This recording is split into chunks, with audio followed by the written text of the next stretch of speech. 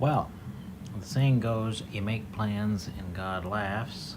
You may have been here for the nightly news and it did not work.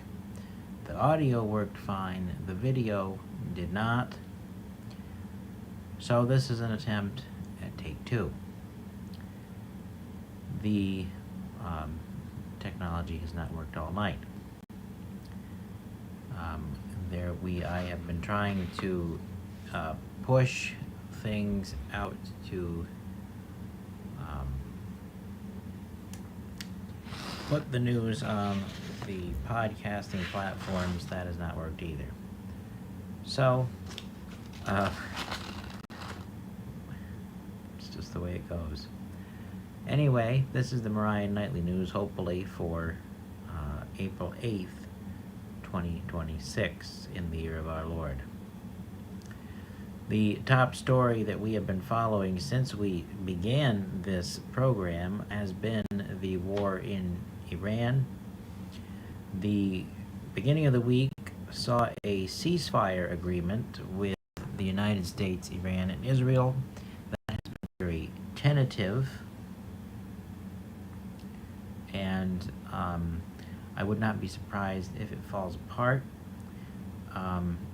My guess is the Strait of Hormuz is going to play a much greater role, an even greater role than it has so far. I would not be surprised if more action will be required. And some of that is my opinion there, just thinking about how this will play out. But what happened to bring about the ceasefire is that the president said on Monday through Truth Social and his social media platforms, that Iran would face certain destruction, and I believe the phrase he used was the end of civilization. And yes, that is true. I cannot say that with a straight face, because that is what happened. It did bring the Iranians to the table to negotiate. They did agree to a 2-week ceasefire, and part of what has held that up, or seemingly held that up, has been the ongoing conflict in Lebanon with Israel and Hezbollah. Hezbollah, of course, is an Iranian-backed militia group that the Israelis have been dealing with in Beirut and around that area for the last few weeks with Operation Roaring Lion. Now, in the midst of the ceasefire, it did show some optimism with the price of oil falling. As of this broadcast, the Associated Press reported that oil had fallen below $95 a barrel for the first time perhaps in weeks since the conflict began. The Dow Jones average shot up about 1,300 points or so. So there was a little bit of optimism on Wall Street and with the oil markets that things are going to turn around, but we're still waiting. Now, interestingly enough, China has, of course, in Chinese fashion, tried to break international law, or they are breaking international law. Not that they've tried, but they have broken international law with the Iranians and are attempting now to backchannel or backpedal oil to China. This had interrupted the oil supply to China, but they are using their currency to buy oil from Iran, and so that adds a certain element to the mix. And of course, we had reported earlier in the week that China had been brokering some type of peace talk between Pakistan and Afghanistan in a conflict there. So it's interesting to me that all of the world powers, are kind of flexing their muscle in the Middle East at the current time. which led to an interesting development on the Russian front in what Russia is doing with Ukraine. And unbeknownst to me, and perhaps many of you, the Ukrainians are fighting the Russians outside of Ukraine, in Libya. And Libya apparently has had very much what you would call a proxy war between the West and Russia. Pretty much since around 2011, there has been the installment of both a Russian-backed leader on one side and a Western-backed, more democratic-leaning leader on the other. Of course, that was after the country fell, after Muammar Gaddafi was killed by U.S. military action. Of course, it did have UN approval, but the fact is that it was still with the War Powers Act. And of course, what was found through the Associated Press this evening was the Democratic leadership in Congress through Hakeem Jeffries. There's an attempt by Democratic lawmakers to limit the president's war powers, which I think is unconstitutional to do that. The president is the commander-in-chief, and it is within he's using the authority that has been given him, whether we like it or not.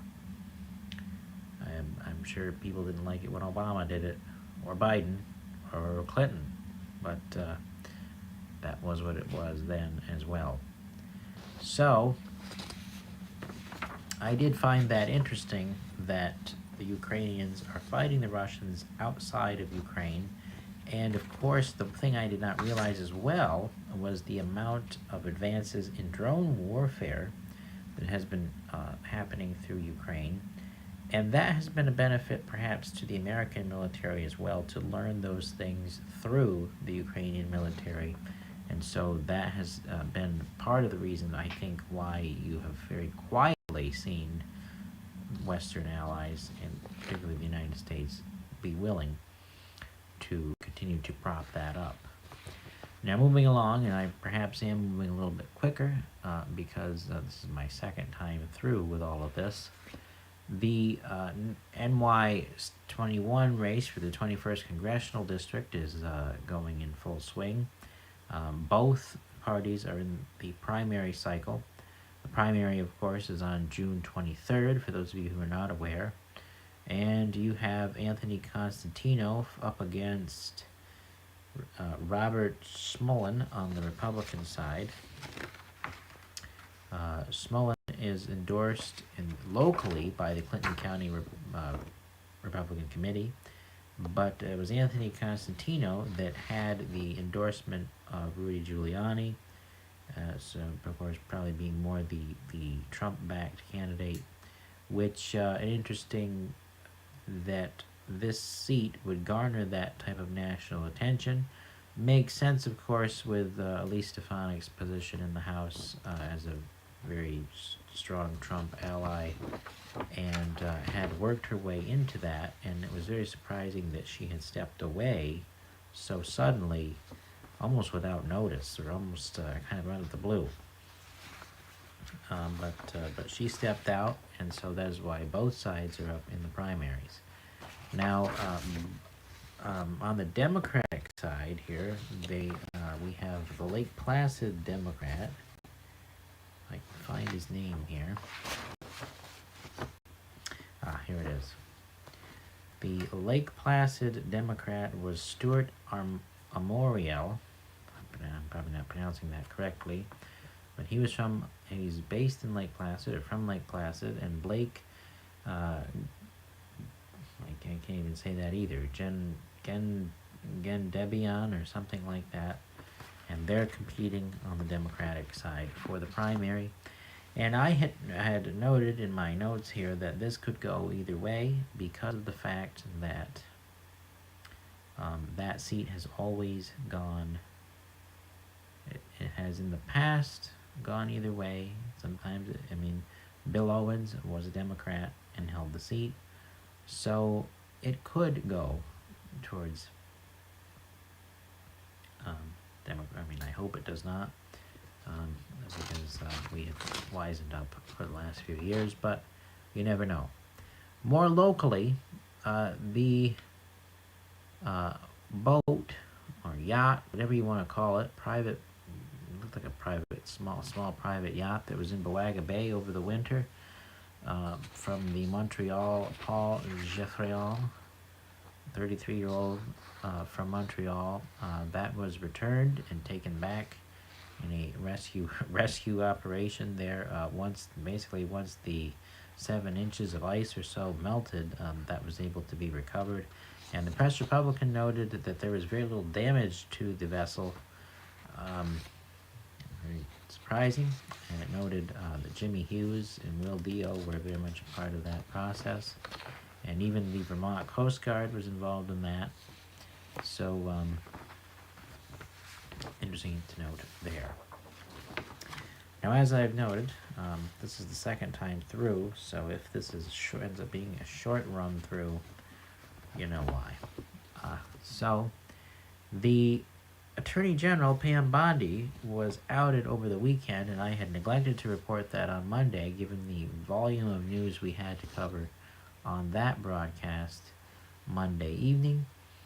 It looks like, through looking at NBC, Politico, and other outlets, that was tension between her handling of the Epstein files and the Justice Department's attempt to bring about charges against Trump's political opponents.